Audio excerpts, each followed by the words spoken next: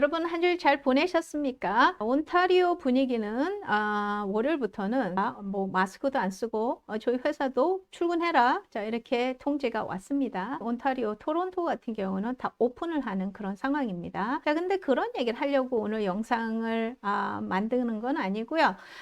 어제 저희 남편과 저는 유언장을 썼습니다. 자, 그거에 대해서 한번 얘기를 해보려고 그래요. 저희가 돈이 많아서 하는 것도 아니고요. 자, 캐나다는 법이 조금 한국하고 다르기 때문에 그래서 유언장은 저희 아이들이 뭐 태어나자마자부터 시작을 해가지고 저희 시어머니도 그렇고 제 친구들도 그렇고 야, 너 유언장 있냐? 빨리 만들어. 그러면서 항상 얘기를 했었던 건데 이게 미루고 하다가 어저께 드디어 그 변호사님을 만나가지고 저희는 쓰고 왔습니다. 캐나다에서는 왜 그게 중요하냐? 캐나다 같은 경우는 아이가 있고 개인도 마찬가지예요. 나는 싱글이어도 상관이 없습니다. 내가 조금이라도 돈을 가지고 있으면 내가 죽은 다음에 이게 어떻게 되는지, 내 아이는 누가 부양을 할 건지, 뭐 이런 거에 대해서 굉장히 세세하게 써야 됩니다. 그렇지 않으면 어떻게 되느냐? 내가 유언장이 없이 죽게 되면 캐나다에서 이 프로베이션 피리어드라는 걸 들어갑니다. 프로베이션 피리어드가 들어가면 저희 남편이 잘못됐을 때 제 남편으로 이름이 들어가 있는 것들은 뭐든지 다 이렇게 정부에서 잡고 다 정리를 한 다음에 나머지를 저한테 줍니다. 자, 이런 경우가 되기 때문에 저희 남편 거가 제 건데도 불구하고 제가 돈을 찾을 수 없다라든가 이런 경우가 생기죠. 실제로 그런 케이스가 있었기 때문에 제 친구들은 그런 얘기를 해주는 거죠. 자기 조카 남편이 죽었는데 지금 그 아이가 돈도 못 찾고 지금 굉장히 힘들어한다. 너도 지금 당장 가가지고 유언장 써라. 막 제 친구가 이렇게 재촉을 한 적이 있습니다. 그래서 캐나다 그 유언장은 어떻게 되는지 그거에 대해서 한번 얘기를 해보려고 그래요. 이게 토픽이다 보니까 이게 좀 길어질 수 있는 점 미리 양해 드리고요.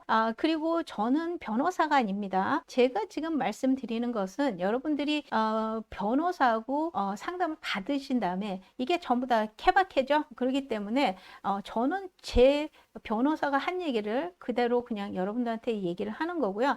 이게 모든 사람이 다 틀릴 수 있다는 점 말씀드립니다. 한국에 계신 분들은 그런 생각을 하실 거예요. 이렇게 젊은 여자가 무슨 유언장까지 썼냐 하실 수 있지만, 자, 이런 거를 캐나다에서는 생각을 합니다. 내가 죽었을 때 내 재산은 누가 상속을 받을 것인가, 그죠?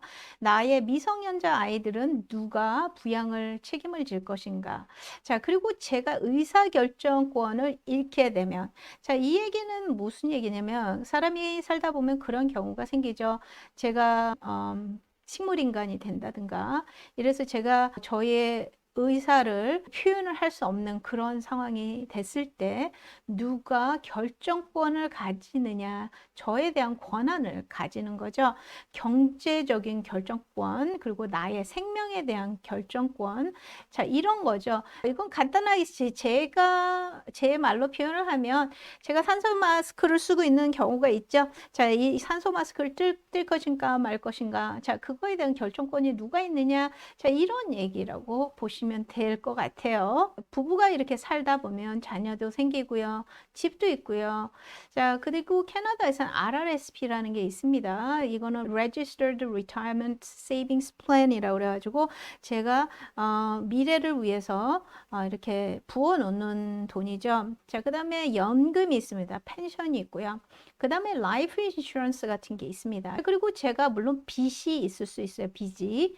자, 그리고 제가 살다 보면 좀 이렇게 비싼 페인팅을 갖는다든가 아니면 비싼 소파를 가졌다든가 아니면 비싼 내가 뭐 이런 반지라든가 뭐 이런 거 있죠. 귀중품을 가질 수가 있는 거예요. 그리고 자동차도 있을 수 있고요. 자, 이것을 어떻게 할 것이냐 결정권을 내리는 게 누가 어떻게 한다. 자, 이것을 쓰는 게 이게 유언장이 되겠죠. 자, 유언장을 캐나다에서 이런 거를 보셔야 돼요. 자, 우선 will이라는 것이 유언장입니다. 자, 그죠?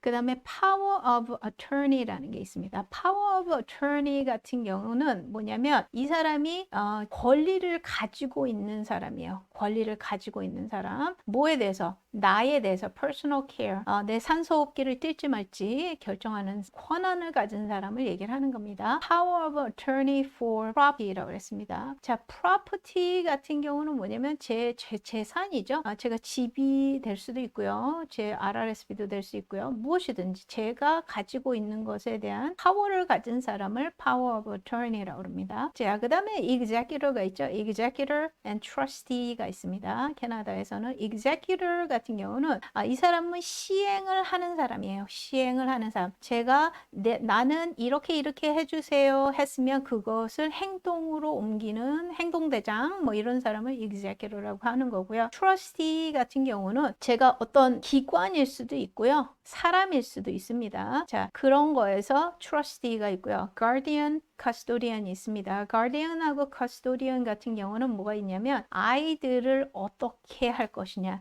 저희 아이가 미성년자예요. 누가 guardian 같은 경우는 누가 보호를 하고 custodian 같은 경우는 누가 그 아이의 결정권, 아이의 custody라는 거를 custody라는 얘기를 하죠. custody 같은 경우는 이 아이를 에 대한 결정권이 있는 사람이에요. 예를 들면 아이가 종교는 어떤 걸 믿어야 된다. 아니면 학교는 이런 데를 가야 된다. 이런 결정권이 있는 사람이죠. 그래서 custodian이 있고 그 다음에 guardian이 있고 누가 보호를 할 것이냐. 자, 이거에 대해서 캐나다에서는 쓸 수 있습니다. 자, 아이가 어릴 적에 guardian, custodian을 잘 생각을 하셔야 돼요. 한국에서는 그런 경우 있죠. 부모님이 갑자기 돌아가셨어. 그러면 이제 삼촌네 집에 가서 살거나 아니면 큰아버지네 집에 살거나 그러면은 이제 전 재산을 이 삼촌이나 큰아버지가 다 이렇게 해가지고 자기가 자기 맘대로 쓰고 나중에는 뭐 잘 하시는 분들도 있지만 그게 아니라 작은 아버지가 자기 사업한다 그래가지고 돈을 홀라당 다 날려버렸네 뭐 이런 경우도 있잖아요.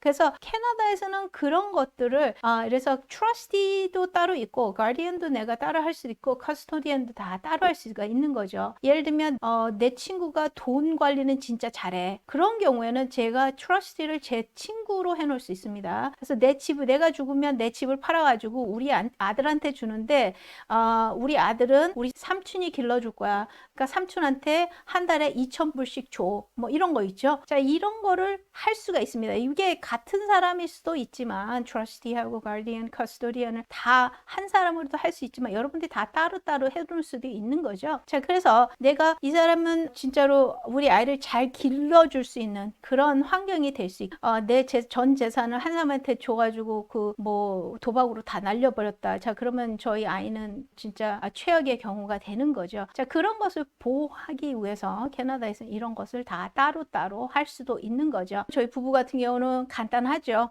제가 잘못되면 저희 남편이 모든 권리를 다 갖는 거고요. 저희 남편이 잘못됐을 때 제가 모든 권한을 다 갖는다. 자, 이렇게 돼 있으니까 저희는 굉장히 심플한 그런 것을 썼다라고 보시면 돼요. 자, 그 다음에 이제 캐나다에서 이런 얘기를 하죠. 한국에서는 뭐 상속세니 뭐 저는 그런 뜻을 한국말의 뜻은 잘 모르겠습니다. 솔직하게. 자, 근데 캐나다에서는 두 가지로 볼 수 있어요. 그래서 state tax, probation tax, inheritance가 있는데 캐나다에서는 상속을 받는 사람은 inheritance. 자, 근데 이게 없습니다. inheritance는 없어요. 상속을 받는 사람은 없습니다. 그렇지만 estate tax, probation tax는 있습니다. 그래서 제가 변호사님을 만났을 때 저도 이 부분에서 대해서 조금 헷갈렸어요. estate tax하고 probation tax하고 뭐가 다르냐? 같다 이렇게 얘기를 해주더라고요. 그게 그거다. 자, estate tax 같은 경우는 뭐냐면 물론 주마다 다릅니다. 그래서 여러분들이 estate tax라는 건 제가 예를 들면 밀리언짜리 집이 있었어요. 근데 제가 죽은 다음에는 어떻게 되냐면 거기에 대해서 1.5%라는 를 내게 돼 있습니다. 온타리오주는. 그거는 결국 제가 뭐 거기서 텍스를 내겠습니까? 누가 내야 될까요? 저희 아들이 그 텍스를 내야 되겠죠. 자, 그래서 집을 팔아가지고 그만큼의 텍스를 띈 다음에 이 아이들이 갖는 겁니다. 그죠? 자, 그래서 제가 그랬어요. 그러면 이 state tax와 probation tax를 내가 안 물으려고 그러면 어떻게 해야 되느냐? 자, 그것도 방법이 있습니다. 이게 탈세가 아니고 절세를 하는 거죠. 절세. 자, 그 얘기를 제가 여쭤봤어요. 자, 그러니까 이 얘기를 해주십니다. 자, 여러분들이 집을 보통 사시게 되면 집에 같은 경우는 공동 명의로 돼 있어요. 저희 남편과 저 둘이서 공동 명의로 돼 있죠. 그래서 제가 죽으면 저희 남편이 자동으로 갖는 거고요. 저희 남편이 죽으면 제가 자동으로 받는 겁니다. 공동 명의이기 때문에. 그래서 집에 만약에 아이들도 공동 명의로 들어가 있으면은요, 부모님이 다 돌아가셨다. 그러면 얘네들이 공동으로 받는 겁니다. 공동 재산이 되는 거예요. 자, 이런 경우에는 state tax가 없습니다. 이 state tax가 없죠. 그 얘기를 해주시더라고요. 근데 자, 이거는 여러분들이 잘 생각을 하셔야 되는 게 이 아이들이 나쁜 마음을 먹을 수도 있는 거거든요. 그렇죠. 자, 물론 좋은 효자들이 많이 있는 걸로 알지만 가끔가다 부모님한테 해코지를 하는 친구들도 있고요.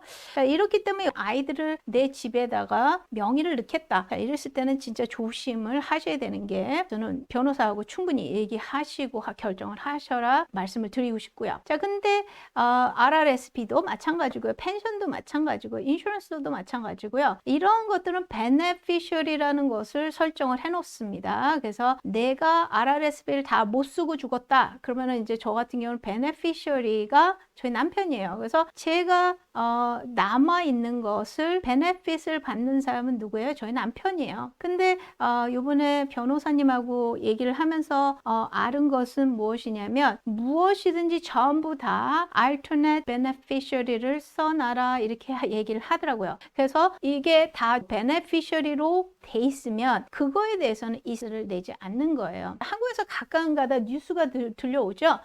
자식들이 부모의 빚을 갚아라. 캐나다엔 그런 거는 없습니다. 캐나다에서는 예를 들면 남편이 빚을 너무너무 많이 해놓고 이렇게 돌아가셨어요. 자, 이런 경우에 그건 남편 빚입니다. 땡이에요. 뭐 줄 거 없어. 내가 갚아줄 돈이 없어. 그러가지고 제가 막 이렇게 갚아야 되느냐? 아닙니다. 캐나다의 그 빚은 남편의 빚은 남편의 빚이고요. 아내의 빚은 아내의 빚이에요. 부모님의 빚은 부모님 선에서 끝나는 겁니다. 자식한테 이렇게 내려가지 않는 걸로 알고 있어요. 자, 여러분들이 잘 찾아보셔야 됩니다. 이런 거. 자, 캐나다에서는 빚을 주는 사람, 특히 은행에서 저한테 빚을 줄 적에 인슈런스 같은 것들을 은행 자체에서 해놓습니다. 이 사람이 잘못해가지고 죽어버리면 내가 돈 받을 데가 없어. 그러면 그 은행 측에서는 벌써 이런 플랜들이 다 있습니다. 그래서 이 사람 자식들한테까지 가가지고 막 이렇게 할 필요가 없어요. 자, 여러분들이 윌이 없을 경우에는 정부에서는 이렇게 생각합니다. 이 사람의 모든 재산을 다 봐서 빚 정리도 해줘야 되고요. 그 다음에 남는 거 가지고 정부가 빚 청산하고 나니까 뭐 살아있는 그 배우자한테는 50%가 가고요. 살아있는 자식들한테서는 50%를 가지고 나누는 겁니다. 아이가 하나면 그 50%를 받겠죠. 그렇지만 그게 아니고 아이가 둘이다. 그럼 25% 이런 식으로 캐나다에서는 아이들이 받게 되는 겁니다. 자, 어떠신가요? 이게 조금 내용이 길었어요. 그렇지만 이건 정말로 중요하기 때문에 만약에 여러분들이 캐나다에 살고 계신 분들이라면 변호사 만나서 한번 상담 받아보시고요. 비용은 얼마나 들었을까요? 저는 종이를 3개를 썼습니다. will하고 power of attorney for personal care 썼고요. 그 다음에 power of attorney for property 그래서 종이를 3장을 썼습니다. 그 비용은 한 500불이 조금 넘었어요. 자, 저희 남편도 똑같이 썼습니다. 그래서 저희 남편도 3장을 똑같이 썼죠. 저희 남편도 한 500불이 조금 넘었어요. 그래서 둘이서 1000불, 1100 뭐 이 정도 들어간 것 같아요. 자, 저희 같은 경우는 케이스가 굉장히 간단하기 때문에 좀 쌌다. 자, 스탠다드이기 때문에. 근데 그렇지 않은 경우에는 좀 복잡해지면 이게 비용이 올라갈 수 있습니다. 자, 제가 여지껏 말씀드린 내용은 변호사하고 다시 한번 여러분들이 상담을 받으시기 바랍니다. 이게 제 말이 뭐 법이다 뭐 이게 아닙니다. 여러분들이 상황마다 다를 수가 있기 때문에 자, 어쨌든 전체적인 내용 캐나다에서는 꼭 유언장이 웬만하면 있는 게 좋다. 안 그러면 그 프로베이션 피리어드가 여러분들을 참 이 발목을 꽉 잡는 경우가 있어요. 곤란한 상황이 될 수가 있습니다.